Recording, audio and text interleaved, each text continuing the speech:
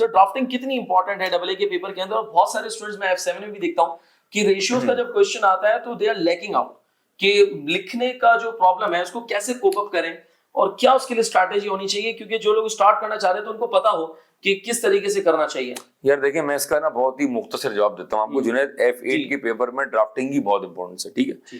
अच्छा, ड्राफ्टिंग क्या है? बेसिकली ड्राफ्टिंग का मतलब है कि आपने एग्जाम में अटेम्प्ट कैसे करना है, ठीक है। तो अगर मैं F8 की बात करूँ, F7 की बात आप कर लेंगे, बिलाल F6 की बात कर लेंगे। अगर मैं पर्टिकुलरली F8 की बात करूँ तो यार जो मैं लेक्चर्स दे रहा हूँ ना, और जो मैं हैंडआउट से पढ़ रहा हूँ, या जो बच्चा हैंडआउट से रीडिंग कर रहा है, वो जो मैंने नोट्स दिए हुए हैं वही नोट्स तुम्हारी ड्राफ्टिंग है।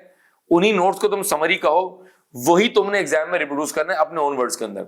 अच्छा, F8 रट्टा मानने की जरूरत नहीं है। बहुत सारे बच्चे जिनको लगता है कि हम याद कर सकते हैं वो याद भी कर लेते हैं, और बहुत सारे बच्चे कहते हैं सर हम अपने ओन वर्ड्स में लिखेंगे।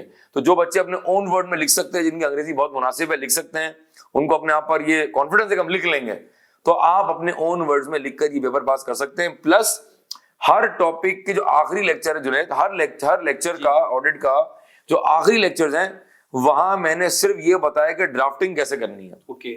और मेरे हिसाब से मेरे रिकॉर्डेड लेक्चर में कोई 200 प्लस पास पेपर सॉल्व्ड मैंने कराए हैं बच्चों को। अगर आप वो प्रैक्टिस मेरे साथ साथ ही कर लेंगे तो ड्राफ्टिंग हो गई।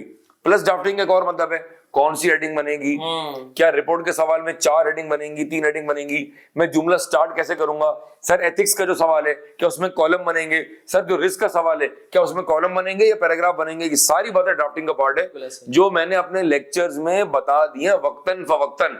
हर 15 मिनट बाद बार बार मैं अपने लेक्चर में कह रहा हूं, जागो जागो, एग्जाम फोकस पॉइंट अगर ड्राफ्टिंग आ गई है तो अगर आप सिर्फ मेरा लेक्चर पूरा देख लेंगे, तमाम लेक्चर्स देख लेंगे अलॉन्ग विद रिवीजन लेक्चर्स, तो ये ड्राफ्टिंग का मसला और ये सारे मसले जिनका ताल्लुक AA से है वो इंशाल्लाह मसले हल हो जाएंगे और आप अपना पेपर फर्स्ट अटेम्प्ट में निकाल लेंगे। मजीद आप चाहें तो आप मुझसे प्राइवेट विंडो में बाद में कैंपस में राब्ता कर सकते हैं। Thank you so much, thank you so much for your ठीक है जुनैद भाई, थैंक यू सो मच, जज़ाकल्लाह। ठीक है जी, thank you very much everyone.